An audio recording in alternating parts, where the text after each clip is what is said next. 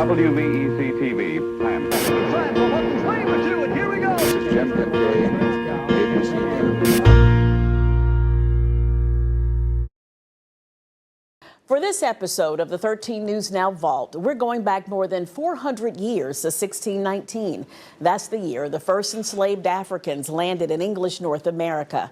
They were forced to Point Comfort, modern-day Fort Monroe, in Hampton, Virginia. Among the 20 and odd enslaved were Anthony and Isabella Tucker. Today, their descendants traveled to where the Tuckers were captured in Angola every year to honor their ancestors.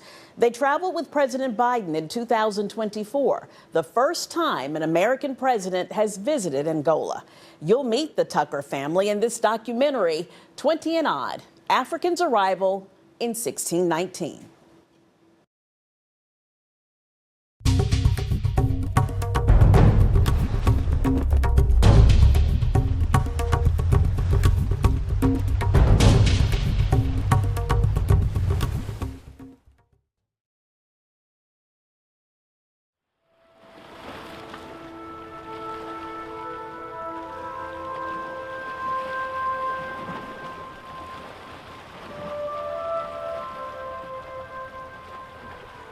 The earliest Africans who were brought here against their will were actually people who were born free. They, of course, spoke several languages. And these were folks from the Ndongo kingdom, a very powerful kingdom. So you had sort of to the north, the kingdom of the Congo, and to the south, the kingdom of Ndongo. And those were the people who were attacked, those were the people who were enslaved, those were the people who eventually were brought to the Virginia colony.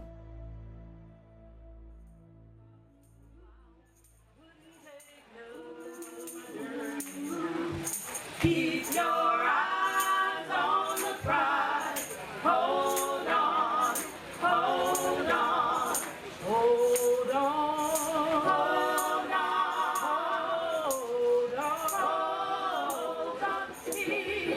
But the inner man in you, that spirit that kept our ancestors strong and still surviving from that hard trip, their spirit's inside of us. We celebrate because we're still standing and we're still helping to achieve and to grow this country. It's a way of remembering what happened here. You can't teach what you don't know. And the narrative or the story that we've been getting is a total lie.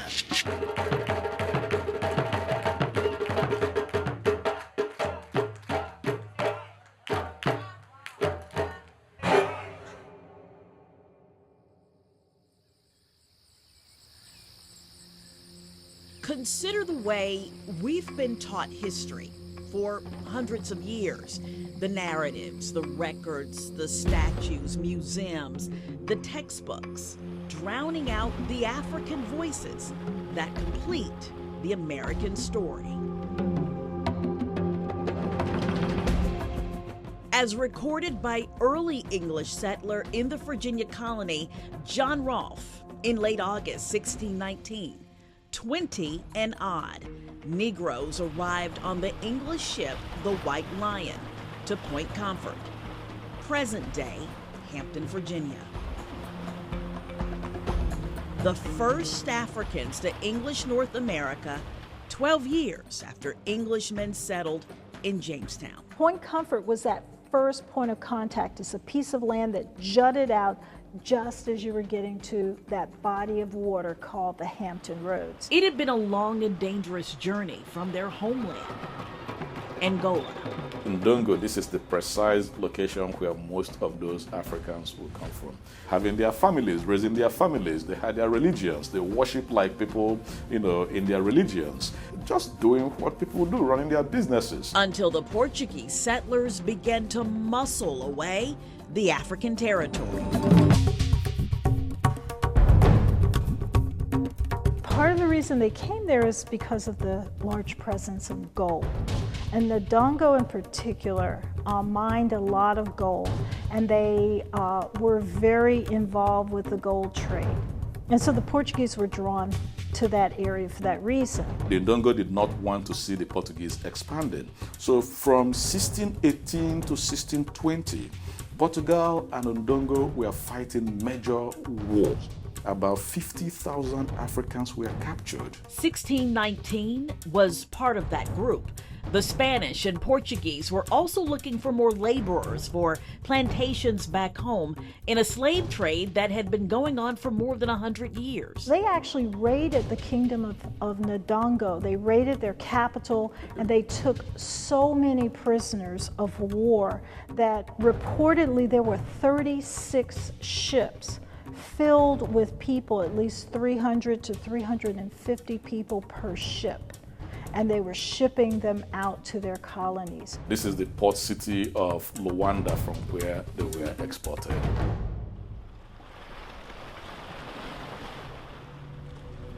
One of those ships was the San Juan Bautista, on its way to Mexico, when it caught the interest of British pirates, commanding a ship called the White Lion near Veracruz. And their primary goal was to attack mostly the Spanish ships or any Portuguese ships. So they went to attack this ship in consort with the treasurer, which was partially owned by the Virginia Company officials. And it's those two ships that attacked the San Juan Bautista that originally had 350 Africans aboard, but a good almost half of them died during the voyage. And they attacked the ship and took 60 captives off of that ship and then made their way to Virginia. And somewhere along the way, the White Lion was about 3 or 4 days ahead of the treasurer. And the White Lion, when it arrived in Virginia, it stopped at Point Comfort, and there were supplies exchanged for the captives. 20 or so of the 60 captives were on the White Lion, the rest on board the treasurer. What was so significant about Point Comfort? Point Comfort was the defense outpost for the Jamestown settlement, Protecting it from the Spanish. That's a model of the White Lion. Word spread to Jamestown that there was this new arrival and that the governor should come and have a look-see. So for the most part, we saw the Africans treated as enslaved people. And the reason I say that is in the first 20 people who arrived, there's not a single name recorded. They don't even identify these people by their ethnicity. They identify them by a color.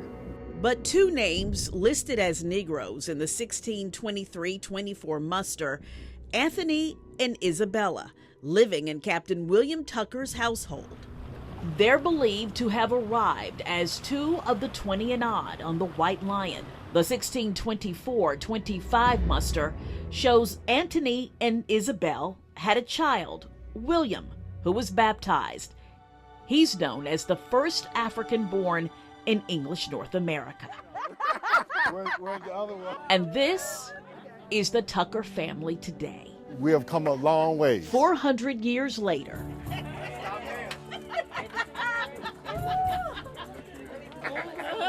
Now there's a family attached to this story, so you can actually see it and you can hear it from us, hear the actual narrative that's coming from us. Yeah. As the family.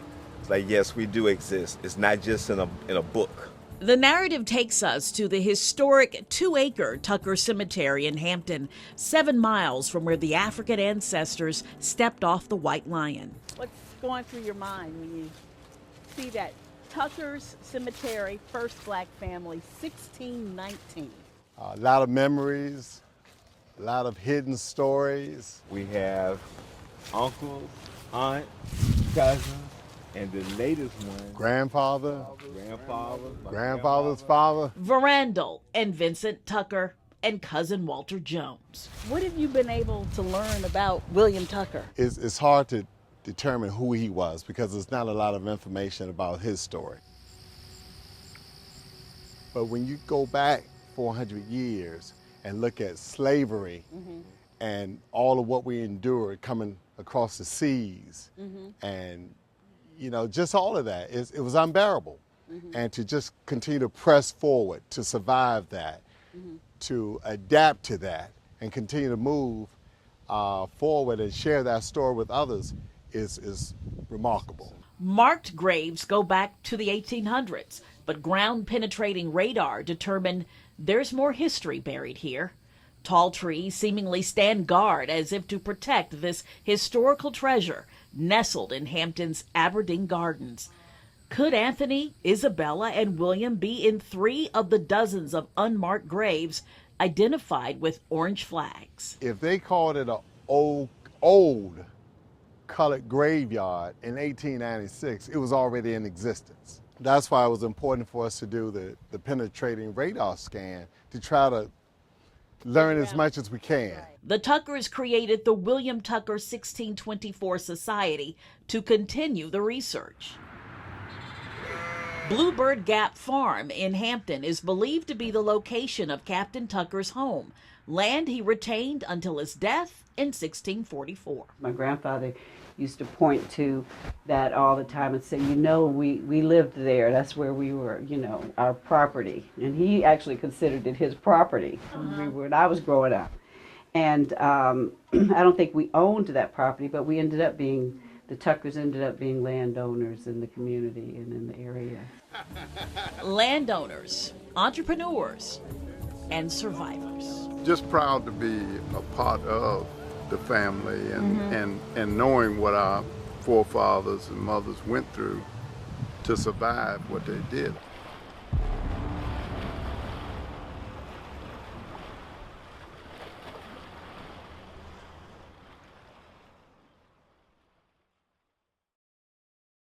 Still to come. Here we have an opportunity to make it about Angela, and so we're not going to miss that opportunity. Giving voice to the voiceless, the archaeological dig delving deeper into the story of the first Africans.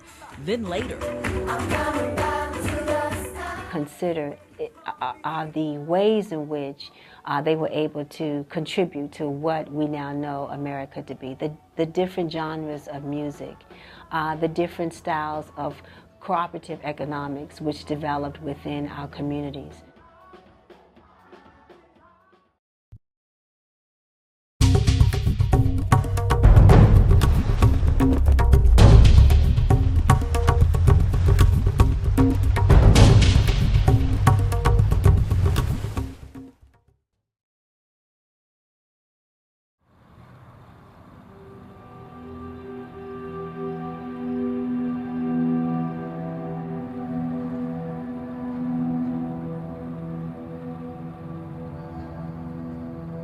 Every day when I drive through the gates, I'm reminded that my ancestors were enslaved here. And sometimes that's emotional, to be quite honest with you.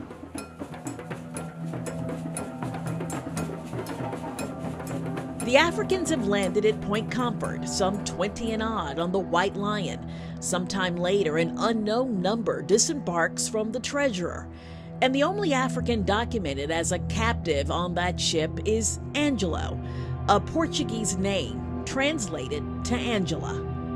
Listed as a Negro woman on the 1624 muster as a servant to wealthy merchant Captain William Pierce in Jamestown. We know Angela was here, but other than that, we don't know how she worked, how she changed the foodways of the Pierce family, what first Africans' impact was in America, and that's critical. Jamestown Island, 38 miles from Point Comfort, along the James River. An archaeological dig is in its second year. It is the Angela site, giving possession to the first Africans. Possession to first Africans, right? Jamestown's a history of a lot of people, you know, Pocahontas, John Smith, John Rolfe, all these characters, but no one knows about Angela. And so by elevating her in front of other people's histories, right, it tends to reorient that story. I'm certain that we found something of Angela. But the question is, what would that be for a woman who was brought over from Angola with nothing, no possessions? And so the goal is to find out what impact she had on the Pierce household. Meticulously, one archaeologist shovels on site and 2 others sift through every grain of dirt, searching for the next historical find. Layer by layer, they've reached the ground where Angela once stood. This one's my favorite one, actually. If you take a look at the ceramic there, do you notice the decoration that's in it? Oh, yeah. Thumbprints. You can stick your thumb in it, actually. Thumbprint. Yeah. So that's an early local made ceramic by a gentleman believed to be named Thomas Ward. And actually that's the type of decorative style that was used. It wasn't on accident that they put their thumbprints in there, that was on purpose. And while we were there... Oh, that's really cool. Oh, wow. Yeah. What'd you find? Just found it. Yeah. That's Westerwald. It's a German salt glazed stoneware, actually. Look at this. So you know immediately what it is. Yeah. So besides us, you're probably the first person to hold that in 400 years. Isn't that cool? Isn't that awesome? A piece of ceramic, 400 years old, brought over from England, probably held by Angela. She was listed in the records as helping to take care of the pigs that they had on their farm.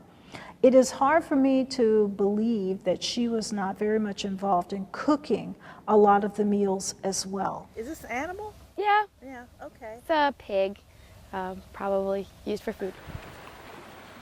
Some of our African American visitors are saying that this is our Ellis Island. Over 400 years later, I have the opportunity and the honor to work in a site. And one of the jobs of the main job of the National Park Service is to preserve and conserve and interpret these sites and these stories. Who was she? Did she leave behind family? What did she think about this strange land? Did she rely on her faith to carry her through? Many Angolans had converted to Christianity before 1619. It's almost impossible, but also kind of horrifying to imagine what life would have been like for those early Africans. Exhibits in the Virginia Museum of History and Culture give clues to what that life was like. Up in this case, we have a series of the kinds of tools that would have been used to help clear the land, to plant and cultivate tobacco and other crops, and also to defend the colonists against native people who were having their land and sometimes their lives taken from them. Along the river, you can see many of the plantations that had been established at this point. In 1620, 32 enslaved Africans were dispersed among households and plantations along the James River. That number decreased to 21 as listed on the 1624 muster, up to 23 in 1625. 8 lived along white indentured servants at Governor George Yardley's Flower 200. He established in 1619 in present-day Prince George County. It's where thousands of pounds of tobacco were produced. They may well have been treated when they were put to work similarly to the indentured servants. They may have been cared for similarly, but they never had a contract. There was never a given end to their term of servitude. This hogshead of tobacco would have weighed about 1,000 pounds, dense packed with tobacco, and could have been shipped back to England for a high profit margin. You don't learn about the work and labor that they were really forced to engage in to build the colony. The colony was built because of Native people working and African people working. And then we find as the colony expanded that there had to be codified law to perpetuate and make legalized enslavement a reality. Several more Africans lived at Flower Dew when the land was purchased by Cape merchant Abraham Piercy.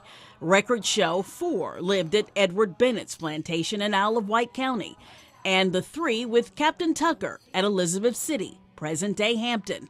Most given European names including Anthony, William, John, Peter, Francis, and Martin.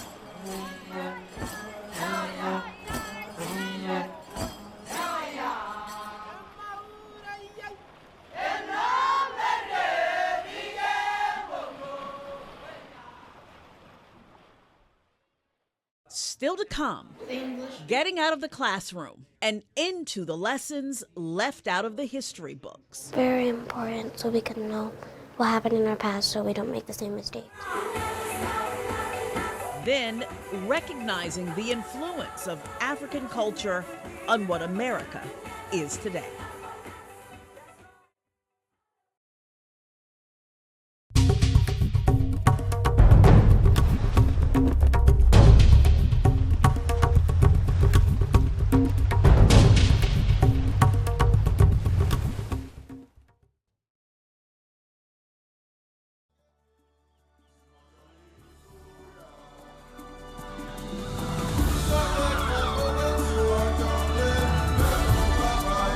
I do hope that 2019 will provide us with moments to really learn more about who those people were and to reflect upon their legacy, their genius, their philosophies, their cultures, and how we should see them also as the progenitors of what would become not only African America, but America.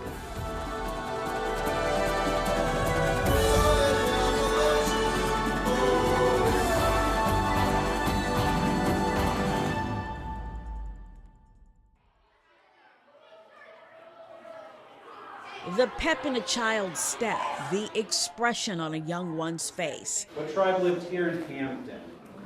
Kickatant. When they are about to discover something new. And we're not going to sit down in here because we're going to start to speed up a little bit, take a few more steps this way, make sure we got room for everybody. Every public school fifth grader in Hampton will step foot inside the Hampton History Museum. Take a look at either side of this room. Look back to the walls. To punctuate the lessons of 1619, teaching the complete narrative of how America came to be is long overdue. And this is a very long voyage. If you look at this red line across the map, that is about 8,000 miles.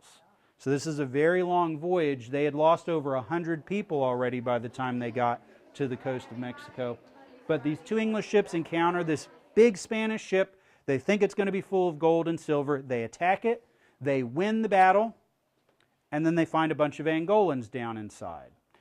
Not what they thought they would find. The next generation is listening. Very important so we can know what happened in our past so we don't make the same mistakes. If we know that stuff, then we can know how valuable the history of it was or why we shouldn't do those things. And that was 400 years ago. What does it make you wonder about them and how they lived? Well, what their names were. Will these Angolans be given contracts just like the indentured servants and put to work for a few years? Or will they be treated as slaves?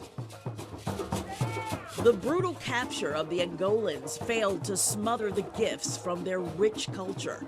Commemorating the first Africans landing is about giving them ownership of the America they helped create. These Africans, yes, they went through enormous amount of pain and trauma, but they also retained their humanity in so many ways. They retained their humanity through remembering part of their histories, through remembering their cultures. This is America's history. This is not an African-American event. This is a commemoration of America, the good and the bad, of how our people from 1619 to 1865 struggled to be considered a citizen of these United States of America. We don't hear that they hailed from a strong civilized nation state within Angola and that they hailed from a nation state that was highly complex with political and civil systems. They had already learned the ins and outs of tobacco cultivation decades before. So one of the skills they brought with them was tobacco cultivation. Cuisine. We see that. My students get surprised when I told them that Africans were the ones who introduced rice in this country. People think it's from China. No, it's not China. And today we see the evidence in so many ways. We see it in music. One example of the blend of African and American cultures with this spirited performance in Portsmouth by Uganda's Watoto Children's Choir. We are a multicultural society. We are as much a society made up by our African American heritage as with our European heritage. One thing that unites so much of this history is that Black people throughout these 4 centuries have been fighting for equality. Equality broadly defined as a fight for freedom from enslavement and oppression, a fight for equal justice and equal opportunities, a fight for full consideration of their humanity. It's the beginning of a condition that we're still working so hard to overcome. A human condition that we set in wheels at this time. And in order for us to really be able to move forward, I think that understanding these contested places, understanding who we really are, and when we all started becoming Americans is critical to our future. I think the cunning, genius aspect of African people, the different philosophies with regards to ethics and morality. We just don't consider that those are African principles and precepts, but they really are. And so those are just some examples of how Africans have really contributed immensely to what we now call America.